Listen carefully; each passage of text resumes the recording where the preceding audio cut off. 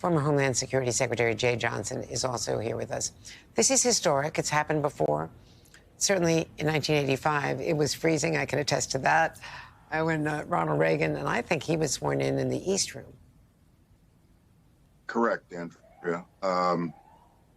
Obviously, this is disappointing for a lot of people, but it involves movement of thousands of people outdoors, through magnetometers, through screening, through checks, checkpoints, members of Congress, members of the Supreme Court, former presidents expected to be outside. So it's obviously a wise decision. It is a good point about the reviewing stand in front of the White House and the procession that normally takes place. Is that going to still take place, or are they going to try to move that elsewhere? But this is probably the right decision to make. And it's a decision. Let's just talk for a moment. And Michelle Grossman's going to join us in a moment to talk about the weather itself, Jay. But you have helped to plan inaugurals. You know how much goes into this. I was just thinking about all of the personnel, Secret Service personnel, who check us all in as we move with our bags and our cameras and all our equipment. I was going to be on one of the stands in front of the Capitol. I've always done that. And it's an exciting time, but you're also out there for hours. They're out there for even longer. So we're talking about the personnel itself, the first responders and all who have to be out in this weather.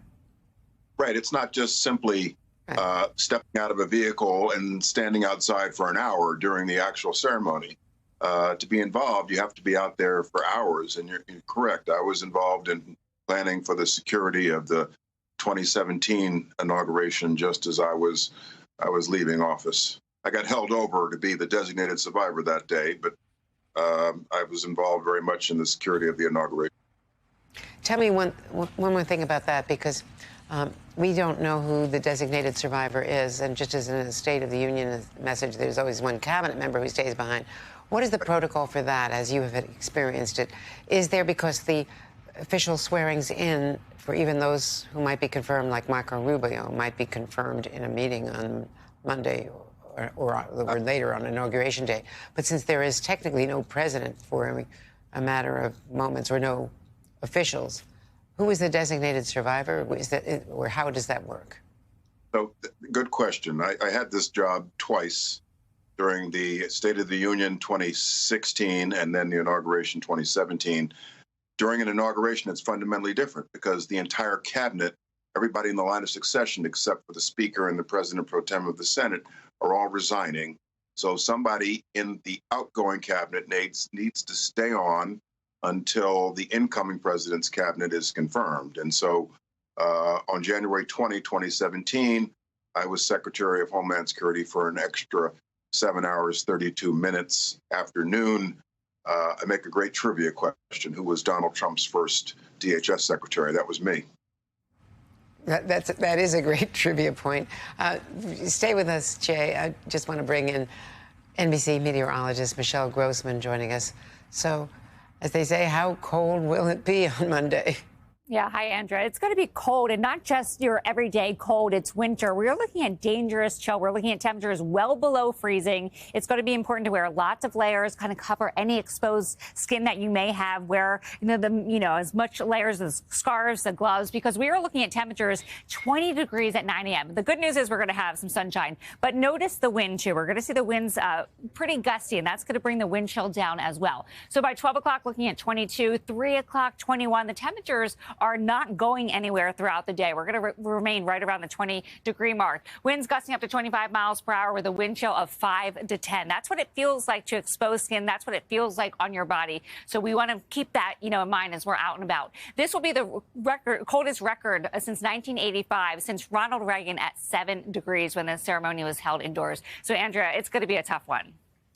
And Michael Steele joining us now as well. Is this surprising, given the fact that Donald Trump likes to talk about not only the pomp and circumstance, but there was all the issue about how large his inaugural crowds were compared to President Obama's before him?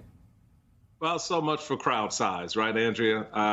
This now boils down to the TV viewing audience, which will be the metric that Donald Trump will focus on, the largest audience to ever watch a presidential inauguration, et cetera.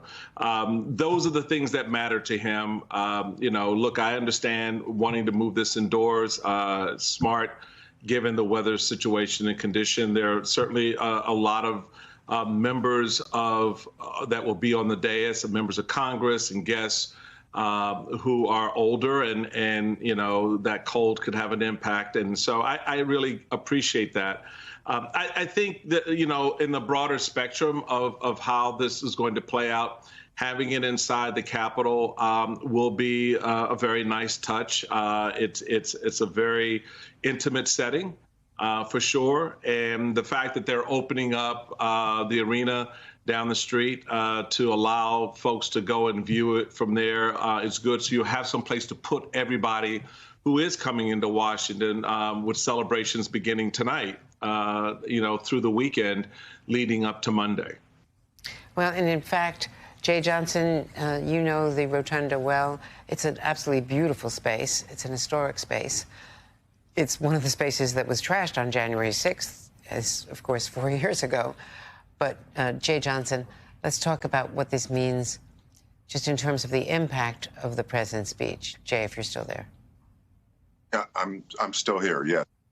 I would assume that he's going to give the very same address. He just won't have the thousands of people responding and reacting to his address. And I know that's something that President Trump draws energy from, shall we say. So it'll be different in character, but likely the same in substance. And what about the protesters who expected, and the parade, and all of those other outdoor, events? And well, the protesters are not events, but they are all planning to come. So this does change the security climate as well. Certainly. Andrea, as I'm sure you know, the inauguration is an NSSE, National Special Security event. We planned for months in advance for this. They know how to do this. The protesters would have, if it had been outdoors, the protesters would have been kept blocks away anyway. Now that it's indoors, it probably makes it much less attractive, given the cold also, for any demonstrations or protesters to show up.